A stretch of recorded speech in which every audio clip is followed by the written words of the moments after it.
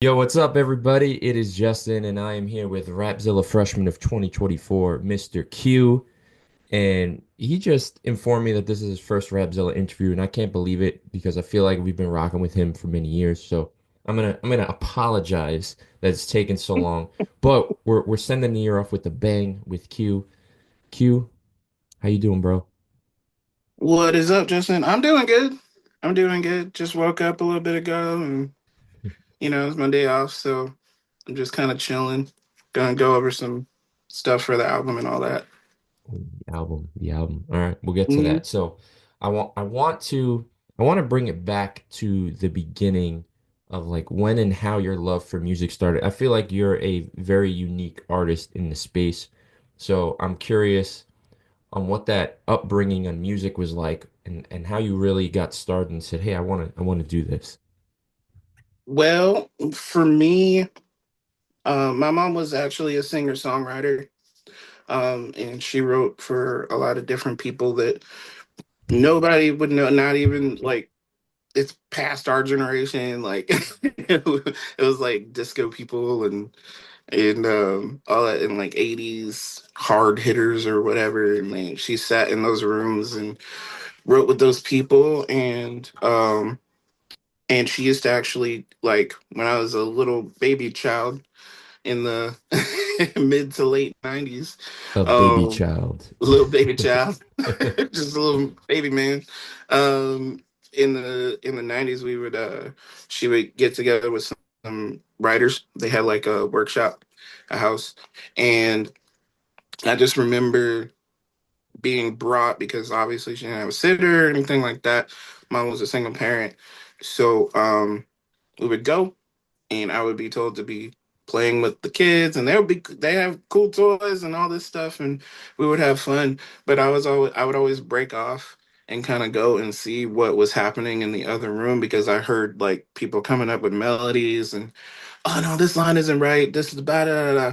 So I just kind of dipped off and was like listening to what was going on, and I was like, whoa, that's weird. They're really like, that's how you write a song. And so from that point, that's when I started really kind of like asking my mom about writing and all that stuff, and got my little construction paper booklet journal thing that I made myself when I would go to the little sessions, and I would write little lines that didn't make any sense. I still have some of them at my grandma's house. I need to bust those Jones out and see if I can like make a song out of them now. But Remix. yeah, but that's kind of where it started for me. I didn't really grow up listening to a lot of secular music or mainstream music. I'm a church kid, and I grew up in church, and I actually grew up with a lot of gospel music and a lot of Christian, like, pop alternative music. So when Crystal Lewis and when BB and CC Winans and when For Him and Stephen Curtis Chapman and everybody were like popping, Yeah. like those were the songs that I knew as a kid. So it completely made me unpopular. So that was crazy. But at least I had some church friends. Bro, but what about a little later on when the boy bands and the pop music got cool and you had plus one? Come on, I know you had to listen to plus one. That was after I got out of, like, when I started listening to music like on my own. Yeah, yeah. So I found Christian alternative hardcore and metal and like ska. Scott. Oh, so you were listening to like MXPX, hmm Supertones, Yeah. Insiders, Five Iron Frenzy Five Iron Frenzy. Yep.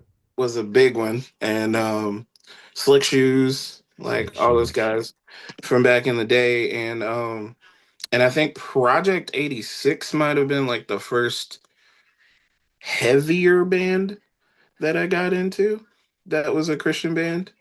And then it was Zayo, and Zayo like kind of took that place for like a whole.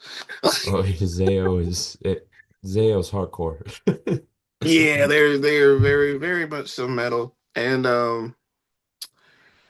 yeah, it was that was like the formative years was most of it was Christian music, and then like other than that, like when I was around like my uncle and the rest of my family, that's when I was really exposed to like mainstream rap and all that. Yeah. So I never got a sense of what I guess Christian rap was until I got curious in my like late teens to adulthood. Like I didn't really know anything about it because it got played on like this radio station called The Effect. But yeah, other than that, I didn't know. So I just thought that regular rap was regular rap, and then like we didn't have an alternative really for it on the other side. But then I found out about people like Pedity, Cross Movement. Um, who else was I listening to? John Rubin. John Rubin is dope. Um, yeah, KJ, I wasn't KJ52, Ill Harmonics. KJ52. I didn't I wasn't one of those people that fell for the whole DC talk being like the rap. Like I mean I know they paved the way for some things, but I'm no disrespect, but I wasn't one of those people that kind of bought into that. I was like, oh, Jesus Freak is cool. And then I kind of moved on. Yeah. I was like, yeah, Jesus Freak is cool. But then I got into the people who were like rapping. Yeah. So so that's where, and then that's kind of where my mainstream cut off after I was a kid. So that was like 90s, early 2000s. So I didn't know anything mainstream until probably about like 10, 15 years ago. Yeah, almost similar for me, where you grow up in the church and it's like you're listening to what your mom listens to. So again, Crystal Lewis, Jackie Velasquez, Carmen. Carmen was like really cool. Then you move a step further and you get DC Talk, Audio Adrenaline, and Newsboys.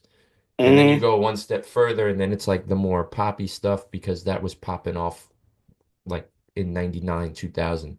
And then bro. then my best friend was like, "Hey, I got this CD of this band called MXPX." And I was like, "What is that?" And he puts it on and I hear punk rock show and I'm like, "What is this?" Hmm. And then again, like you said, then it's your Project 86, POD, PAX 217. Um, One of then we get to one of the Under first Oath. bands, so one of the first bands, I gotta shout him out because he's a homie and low key. He doesn't like it when I say that he's this old, but like Matt Beard, one of the Oh, first. Spoken, baby. Focus is one of the first metal bands that I think I've ever heard in my life. Like as far as like actually taking it in, and and it's crazy. It's crazy to have called him a friend now because I did not think about that when I was like obviously I grew up listening to the band, and it influenced a lot of what I did when I was in the like rock scene. So Yeah. it's really cool. No, man, it's the same. You grow up you grow up listening to these people and then like for me, I interview them and then some of them become my friends. Some of them text me, like they reach out to me to say what's up and I'm like, "Why? Like why are you talking to me? Like this is crazy." Yeah, Yeah, Spoken was phenomenal. Um I have all their projects, like even the new metal ones that if you ask Matt, like, hey, can you rap? And he's like, no, no, no, that didn't happen. Like I have those projects too. But yeah. spoken so and you have kind of that quality in your voice, that like high pitch in your voice. So Mm. does that come from maybe loving spoken, or is that just a lot of That different things? that was a lot of different things. Spoken though was probably like one of the main things. Spoken, and plus when I was like in my teenage angst years, that's when I was like the most emo kid that would ever emo, because that was when like Under Oath came out, Yeah. and when I used to listen to a bunch of like scene bands like Every Time I Die. They're not a Christian band, just people.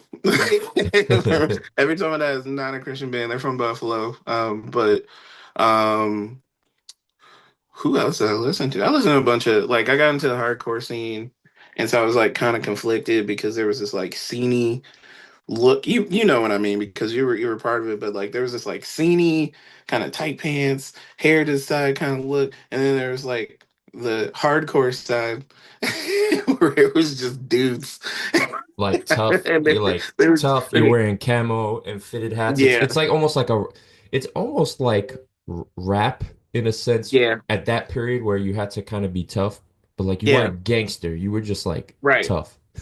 right. And then eventually, like They merged. bands came along that like merged those sounds and those Yeah. cultures. So you would see a lot of the same people at the same shows and everything like that. But I believe from that point, it was what molded like my chops were like I'd always listen to Michael Jackson.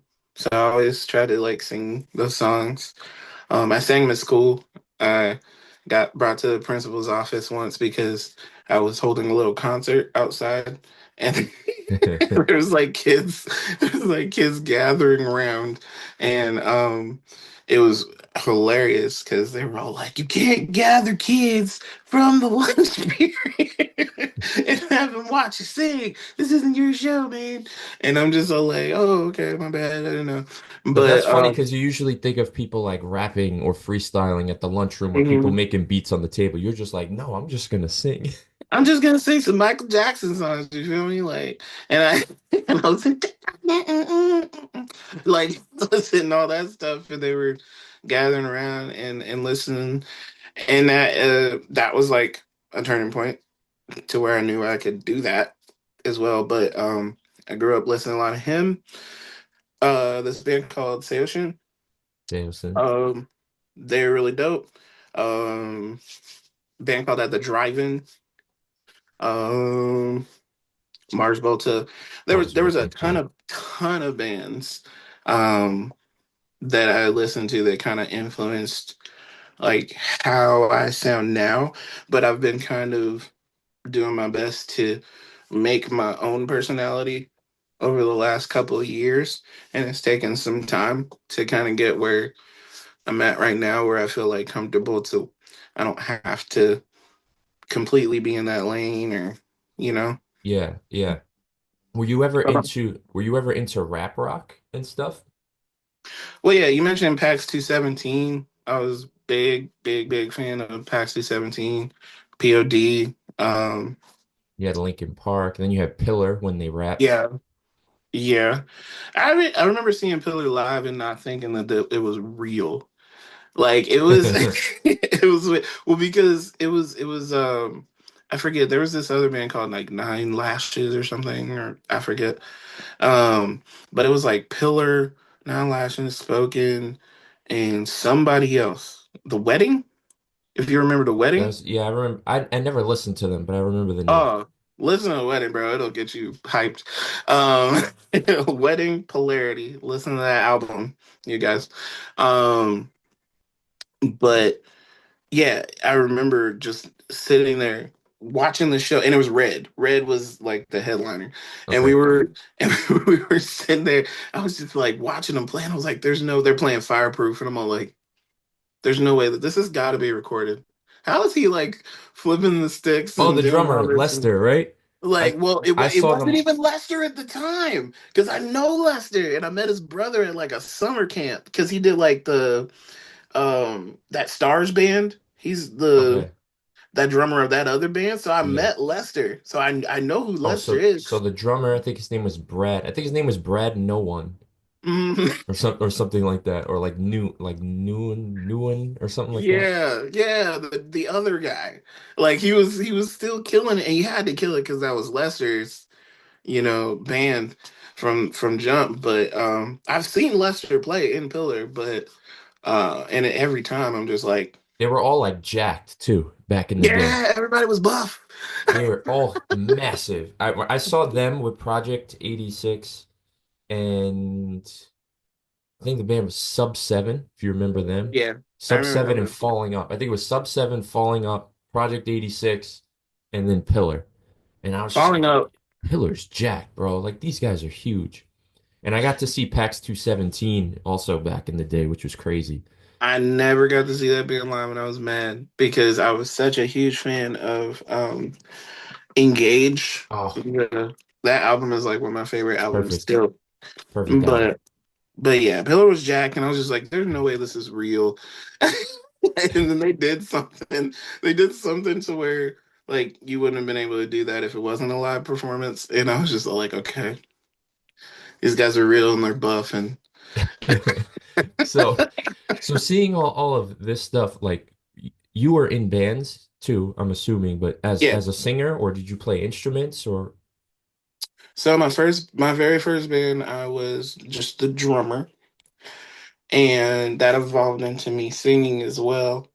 Um, Mostly because I was watching bands like Under Oath and Atreyu do their thing, and I was all like, I can do that too. I can definitely sing. Why not try and do both? And I did. and and then when that band ended after a long time, because we started that band when I was like 11, and I think it ended right before. No, it ended like right after high school. So I was in that band for a long time. And I joined another band that was kind of like experimental rock, but a little bit heavier, called Soul Logic. And then I did like a side project by myself. You'll never find it, and I'll never mention the original name, but you'll never find it. It was acoustic. Uh, some people have the CDs, and they brought that up to me as of late, but I was just like, keep those hidden. never happened? Um, keep those tucked We all away, got those. We all got those. Them mine are actually like on cassette tape, where it's like recorded on dude. cassette tape. I'm like, no, I can't hear these. Sorry. These are for Sorry, the people who recorded it in that room, and that's it. that is absolutely it. Uh, and then from that point, I had like after a little bit after high school, probably like a couple of years after high school, I joined a band called a Marionette, which a lot of people knew me from coming into this, and they were they were just all like, the singer from American Dad is a Christian rapper now. What the heck? And I was just like, yeah, well, I've always been a Christian, so it's it's kind of befitting. It's just a different lane change because I do have a separate project called Reckless Reckless, which I am brainstorming new music for, which was in motion before I had left my other band, and it just kind of slowed down because life and Yeah. then Jesus distinctively told me, "Hey, Christian rap, that's where you're going." I was like, "Really?" So you didn't. Like, So you didn't rap prior to that? oh, I did, I did. I grew up when I started listening to Paxi 17 and POD, and when I listened to all that other stuff, like the mainstream stuff, I had already started trying to rap when I was like 13, 14. Okay. So 15 was when I really kind of got the hang of it. But I put it down. I put like not in a good way. Like I just put it down. I laid it down. I was like, nah, I'm all about the mosh pits and the like the yeah, like all that. I'm all about all that, and I'm not rapping anymore. And then it just kind of like resurfaced after God put it on my heart. So he had been tugging at my heart for a while when I was in that band, that a marionette band, and I was just kind of like, eh, I don't want to do it. And to God's credit, he's a gentleman, right? So he kind of just let me kind of just let me do what I do. And Marionette was actually experiencing a lot of little wins and successes that were elevating us to places where I don't know what they're doing now, but like where we would have not been in the same, I would not have been in the same situation that I am now. We would probably be on a completely different level had I not left the band. But yeah, he had tugged in my heart for a couple of years, so I started making songs and putting them on SoundCloud. like not songs, just like little freestyles over beats that Yeah. existed, and just kind of started tossing them out there. And I made a one song that actually got like 10K streams, and I was just like, and it had only been out for like I want to say like 2 weeks. And I Oh was no, all I, like, I I got something here. yeah. So that's when I was just kind of like, yeah, but Jesus, you're gonna have to like put a reason in my heart to Yeah. be over there, because I was so accustomed to that scene and what like that scene. One of the biggest things for me to get used to was how everybody treats each other. Yeah. Like, I don't know if you remember like how the scene is, but it was a little bit more welcoming and accommodating when it comes to like artists. Like, you don't there's not a whole lot of oh, you're not at this level, so we can't really converse with you type thing. And I didn't know that it was kind of like that in hip hop, let alone Christian hip hop. Yeah. so so I just kind of came over like, oh, I'm gonna make friends and this and that. That crap did not happen.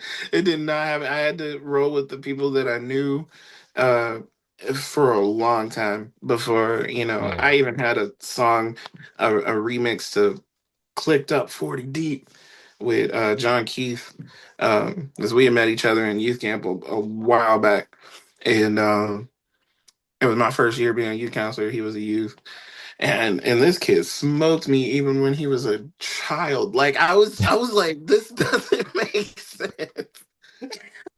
This does not make sense. That's why I was just all like, man, maybe I should work on just staying in rock and stuff. And and then got really pushed, and then I got into a situation to where I had to leave that. And so then I kind of slowly started working on being a better artist inside of Christian hip hop after that, around I want to say 2017. Okay. Yeah, it's interesting because the rock scene is made up of a bunch of like weirdos and misfits that we all were as teens with your teenage angst and your early 20s and all these emo kids and Yeah. everybody feels like each other. But then hip hop is like, no, no, we're all cool. Like, and we're just gonna stand there Yeah. and especially like in the mid 2000s when it's just like can't even look at the person's eyes. Like Right. it's like you can't show any Right. weakness. So a lot of that still like carries over, um, which I'm sure there's lots of opinions on that, but yeah, that's how it goes, Oh and yeah. it's unfortunate. That's the stuff that almost made me leave the genre before I even got started. But it's interesting though with hip hop though, like, and I guess music in general, it's kind of at this place where genre doesn't matter. Yeah. So like literally everybody's a rapper now, but they're not even rappers. Like they're like, oh, Post Malone is a rapper. Post Malone is not a rapper in a traditional sense. Like Mm. he's a rapper now, but 20 years ago when we were coming up, oh, this guy's like an emo pop singer. Like that's what he would have been. Yeah. I was like, isn't that kid that did it? Because I remember, I remember seeing like White Iverson or whatever, and I was just like, that kid looks familiar. I was That's because he Austin was on Post. some. Yeah, I was like, isn't that dude who did the Asking Alexandria video for?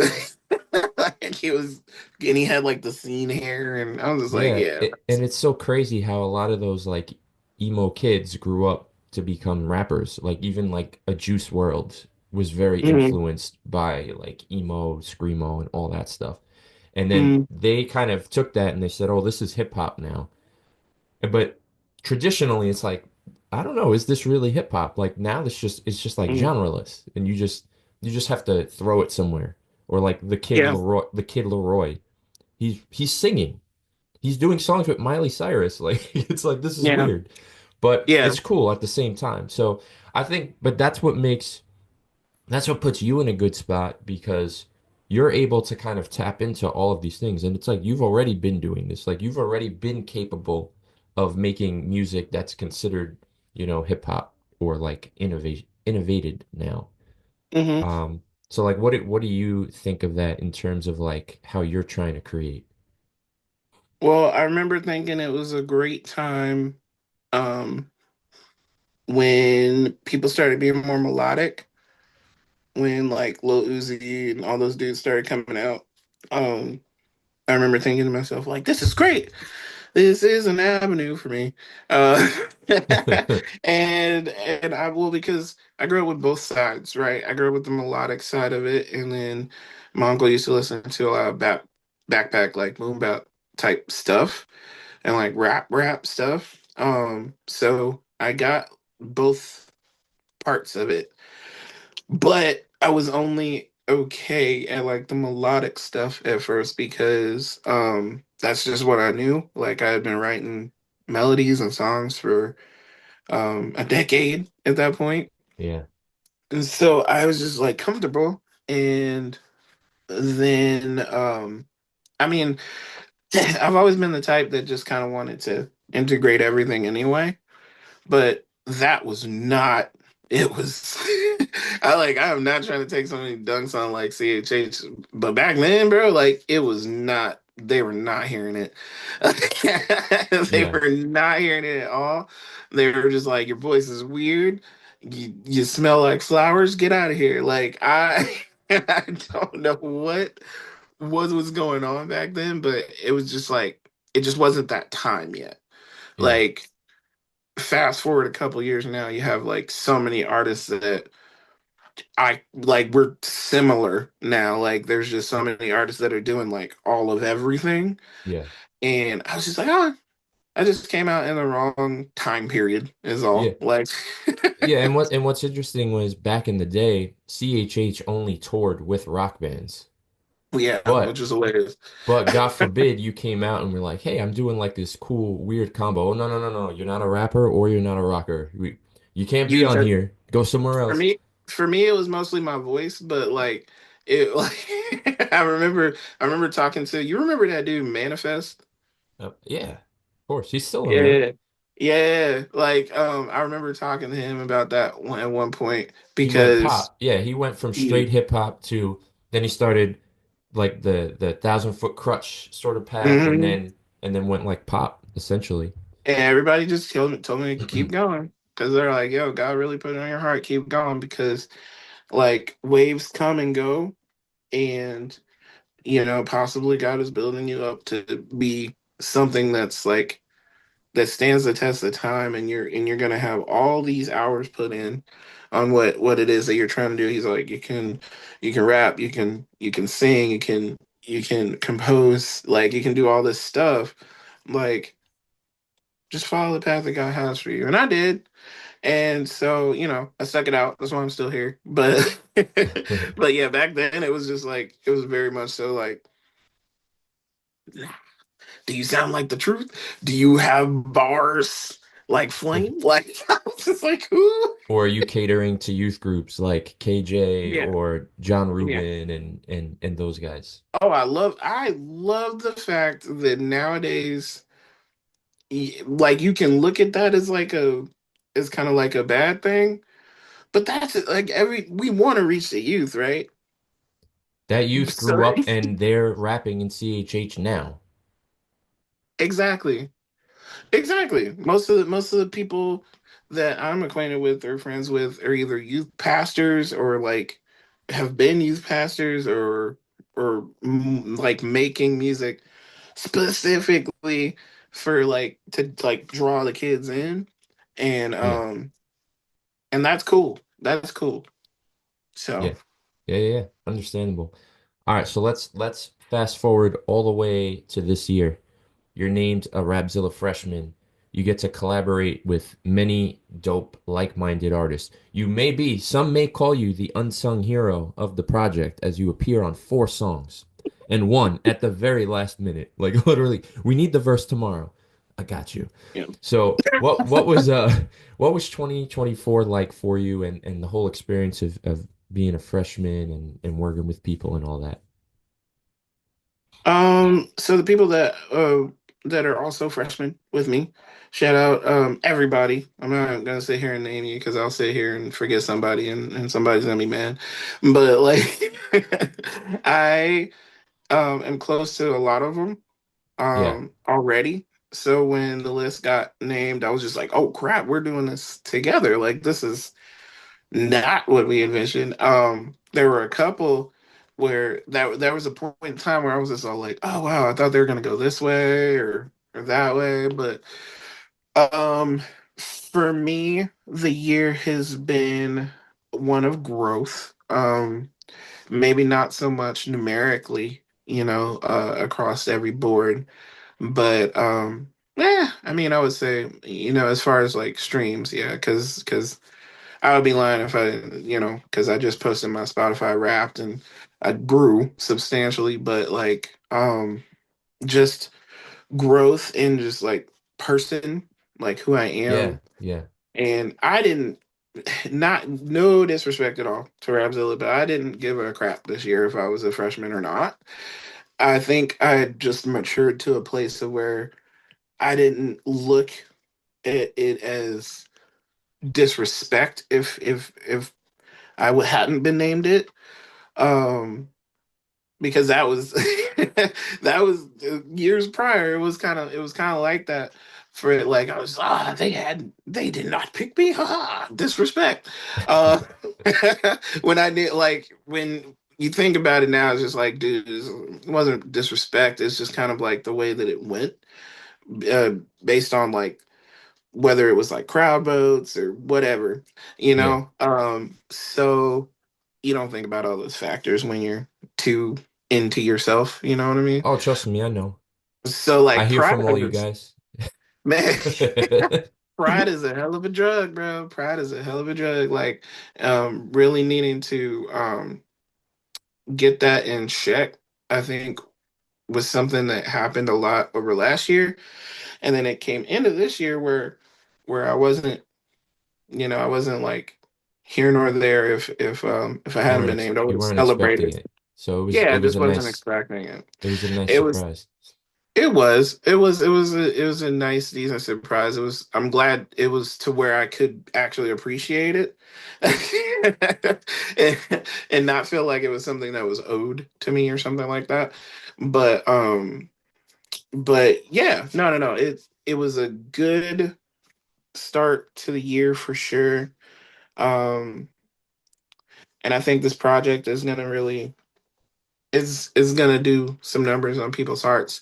Um, I did not intentionally try to be on four of the songs, but like you said, we needed help on that last one, and then me, Cyrus, and Just Ray's actually made a song that was a just in case song. And just so Yeah. you guys know, and it was a just in case song, and we were gonna release it like on our own, but we were like, why not? Like we're all freshmen, like why don't why Yeah, don't we just it pitch this? happens. It You happens know? every year where we group people together and then all of a sudden we have like two or three songs. We're like, where did these songs come from? Oh, you know. So, okay, Yeah, we'll yeah. I take mean, them. they were out there.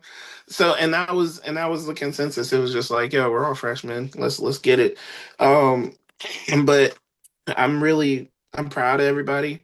Um, everybody pulled through and did what they could do. Like, and personally talking to some people that I have like extensive relationship with, some of the freshmen, it was their life and for real. Their life and for real. They have had storms and family stuff that they need to Yeah. take care of and church stuff and communities and stuff that they need to adhere to and all it and like all through all of that still managed to get the stuff done for the project, Yeah. and so I applaud them. um Mark Bushel, yeah, put your government out there. Get him feds. I love you. And But he came down to the wire. We were like, bro, we might have to drop this project without you. nobody's where's your verse, man? It's just an empty, that's an open for a contest. uh but yeah, no, I'm stoked that it was able to happen because for a second there I was like, is this are we gonna finish? Are we gonna finish? Because it got really, really down to the wire, but happy with what we did, and I'm proud to have been a part of it. My thing with the whole um, freshman deal is I just am humbled and honored to be a part of Christian hip hop history. Like Yeah. no matter how people talk about Rapzilla now, or what narrative anybody is trying to push, whatever, it's still a thing of like, okay, Rapzilla is still like it's still like this like centerpiece in the history of Christian hip hop that you're not just gonna like casually like shoo away. Is you guys are there and you have Right. housed a lot of what happened over the last 20 years, and and you've been there to kind of capture it all. And so when I look at the older freshmen, like the other classes, and before we even started doing like songs and projects and stuff like that, some of those freshmen were people who heavily inspired me, like No Big Deal and Andy Mineo and all those guys from back then. So it's like it's an honor to be a part, just to even if it's just a footnote. It's a Yeah. it's an honor to be a part of that because um for a while there, I didn't even know if I was, like I said before, I didn't even know if I was going to stay in the genre. So I was just all like, to be a part of its history now, and to talk to kids and to talk to people every other day, hit me up in the DMs talking about some like, man, you doing what you do is like a testament to blah blah blah blah blah, and I'm thankful, and I'm just all like, whoa, that's kind of crazy. So, it's just one of those things where it's all like, man, I'm proud. I'm really excited. I will say that it didn't like change my year so dramatically that like I don't gotta pay my bills no more because I'm just doing Christian hip hop. But but but but I feel like it's an honor, and it pushes me towards a trajectory of being in y'all faces more. Like I'm here. He was in your vision. I'm here now. The Lord put me here. You can't really. Sorry. All right. I'm here. So now how's 2025 shaping up for you? So right now I'm just super focused on like I said before, I got that 9 to 5 when we were talking off air. So I got my 9 to 5. I'm working, trying to be better at it. It's the first time I've had a 9 to 5 in a long time, but God provides for the situations that we get ourselves into, right? Um, so I believe that it's a blessing and everything like that. But as far as music is concerned, we have been working on an album. I just released, uh, or we just dropped the Booster Pack mixtape. People have been calling it an album. It's not an album. It's just a mixtape. If you listen to it, it's just a bunch of flavors kind of thrown Yeah, yeah. together. I guess I'm just kind of better at making it cohesive because I've put together albums all my life. So it just sounds like it should be like that type of body of work, but it's a mixtape. You keep Um, saying we. Who's we? Me and the family, bro.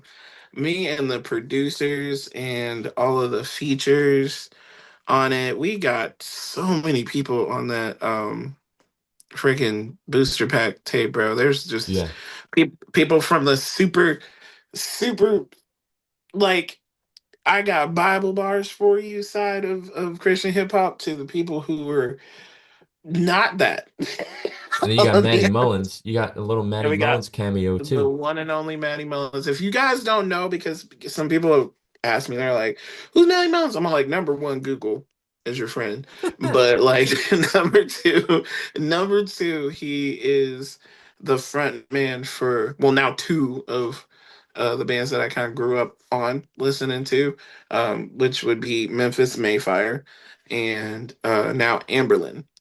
So Yo, I didn't even know that. I didn't even know he yeah, took over for Amberlin. like he's doing like, they're doing like halvesies, like him and Christian are kind of like trading off. So I the gotcha. live show is insane now. But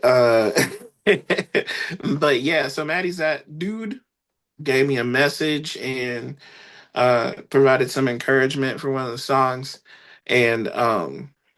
And yeah, he's a cool dude. Makes the mean brisket. It's delicious. If you guys remember the Warp Tour days of Warp Tour, things that have happened with the barbecues backstage. But Well, he is on a band with Memphis in the title, so he's gotta yeah, he's gotta make a brisket. you gotta make a mean brisket. But yeah, I've only met the dude a couple of times, but every time has been really awesome. And he's always been encouraging. So that guy, we got Not Clyde on there, we got Stevie Rizzo, um, dude, people who produced and engineered on the thing. There's so many credits. Goodness, Kid Lee, LLC Flame, BUA. There's just a ton of people on there, and DJLC flipping. It was a lot to pull all that together and to have all those people, you know, believe in what I was doing enough to like participate. Yeah. That was cool.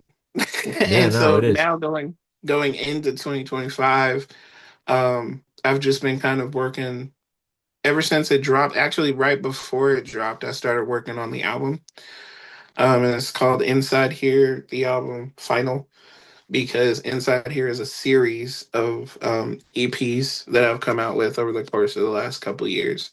Just kind of talking about some of my journeys in life and putting them into a thematic thing of like Pokemon and like what it would be like if this trainer was going through all this stuff and the thoughts inside of their head when they're dealing with certain aspects of things. And not a lot of people caught that at first. They just thought I was talking about Pokemon. They're like, "Oh, you got Pokemon raps."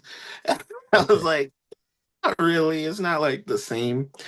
But there's actually like concept behind it. But yeah, it came. It just, I just touched on a bunch of stuff over the last couple of years, over dealing with loss, dealing with my separation, dealing with um, just wanting to be there for like my family, all these emo emotions, redundant Emotions. emo emotions, dealing with all this stuff, but just kind of under the phrasing of like if I was a Pokemon trainer and I had to do all this crap, what would it sound like? What would the soundtrack be like? And I know that that's random as heck, but it just came up, inspired by one of my kids, and so it's just kind of like, all right, we'll do this. We'll make all these songs Pokemon geared, and it just stuck. And yeah, and now people are like, yeah, you're the Pokemon guy. I'm like, am I? I thought that was, I mean, I it could be thought that was worse. not Clark. Could be Yeah, worse. yeah. At least you picked a pop culture thing that a lot of people like. It's like you didn't True. you didn't focus in on like a really obscure one that like it's like do you have one guy? I get it. I get it. I understand that reference. Um, it was kind of like that though for the last, like, okay, because me and the friendo Mike Teasy, my brother, he uh he did a song with me called Common, and that was hard to get people to kind of like understand a little bit, but because it has scriptural relevance as well, it made it easier for people to latch onto, because Yeah. it's basically about suiting up with the armor of God, which every artist has one of those songs, but back then they did not. A couple of years ago they did not. So like, when we came out with Common, um, when we came out with Common, I think it just hit because even though like the artwork and the theme and everything kind of went over people's, because it's Common Rider is this dude, like these guys, Common Rider. And it was the feel was kind of based off of that, and nobody got that, but they got the scriptural part, and it's just because this is just such an obscure part of pop culture where it's just like people seen it, but they're not like, they're like, is Yeah. that Power Rangers? And I was like, nah, but close. Um, so yeah, it's just Pokemon's a little bit more relatable, and I've gotten both sides. I've gotten, oh, cool Pokemon, and Devil. Satan. Yeah, as someone who had to throw out their Pokemon cards when I was like 12 years old, um, Mhm. relatable, definitely Yeah, relatable. Um, nothing satanic here, guys. Nothing. no, no, he's they're not pocket monsters, they're pocket angels for Q. Pocket Uh, Angels is wild. pocket angels. All right, man. So, final question. What do you want people to know about you that maybe they don't understand, or what do you think about something that's misunderstood about you that you could clear up? Just to kind of clear the air with something.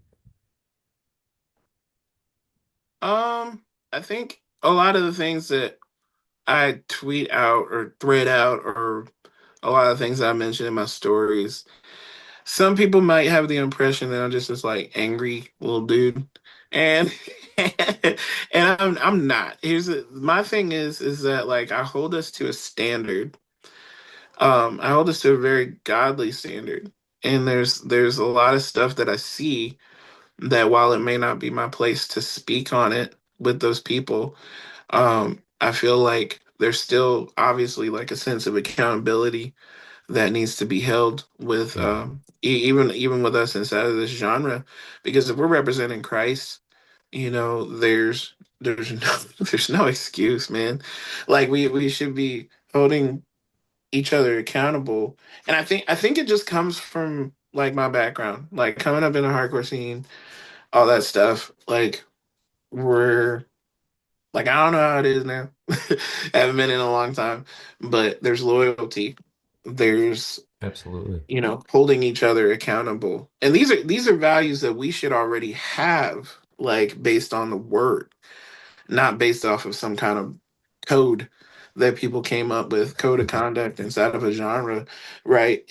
I just see those things and people not being held accountable for them, and sometimes it may just be me screaming into the void because I'm not popular enough for them to listen to it. Because that's happened a couple of times where I've said something, and then and no way of knowing if this person ever saw it or whatever, but like a person who's way higher on the chain of command as far as CHH is concerned will say that thing, and people will be like, yeah, that's absolutely like, just like, dude, I said that. So like I think it comes off kind of like know-it-all-y, and Yeah. kind of like, ah, but I'm not. I'm very much so not condemning. I You think just there's just care. You just really care.